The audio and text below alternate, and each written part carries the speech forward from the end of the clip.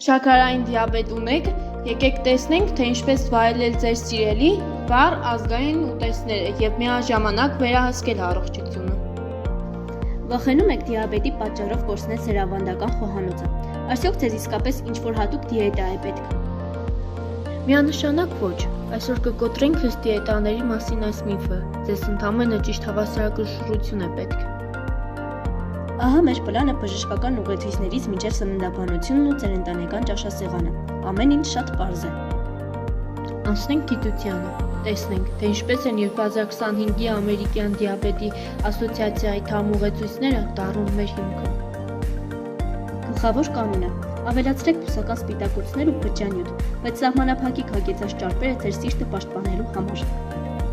Բայց ամենակարևոր գլիկեմիկ ինդեքսն է, այն հուշում է, թե որքան արագ է սնունդը բարձրացնում ձեր շաքարը։ Տեսեք տարբերությունը, բարձր ինդեքսով բանանը կտրուկ կթրթնի շաքարը, մինչդեռ ցածր ինդեքսով խնձորը այն կպահի կայուն։ Տեսնենք ծիրանը, ունի ընդամենը 30 ինդեքս, այն ձեզ տալիս է և քաղցրություն, և վիտամիններ, լիովին անվտանգ։ Հիմա ամենահետաքրքիրը, ինչպես ենք այս գիտական չոր փաստերը վերածում համեղ ավանդական կերակուրների ամբողջ աշխարհում։ Լատինամերիկյան խոհանոցում համը մի զոհաբերեք, պարզապես սպիտակ բրինձը փոխարինեք բջջանյութով, 100 ճականակագույն բրինձով ու լոբիով ասյական։ Ուտեստներում սպիտակ բրինձի փոխարեն ընտրեք վայրի բրինձ, իսկ ձեթով տապակելու փոխարեն անցեք օդային տապակման։ Եվրոպական ոսպով մակարոնը կամ հնդկացիական ավանդական դդումն ու վայրի միսը նույնպես ֆանտաստիկ ցածր ինդեքսով այն ընտրանքներ են։ Իսկ հիմա մի իսկական մաստեր-կլաս։ Հայկական ծիրանով և կարմիր ոսպով ապուրը իդեալական ավանդական առողջարար ճաշատեսակ է։ Այն կատարյալ է, ռուսական ոսպ, առողջարար ծիծապտղի յուղ և իհարկե մեր ցածր ինդեքսով քաղցր ծիրան։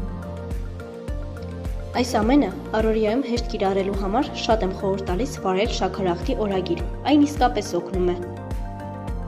Գրանցեք ձեր շաքարը, կերածը, վարժություններն ու դեղերը, այսպես դուք իրականում կճանաչեք ձեր սեփական օրգանիզմը։ Այս տվյալները կօգնեն ձեզ և ձեր բժշկին համոզվել, որ ձեր սիրելի ազգային դիետան աշխատում է հօգուտ ձեզ։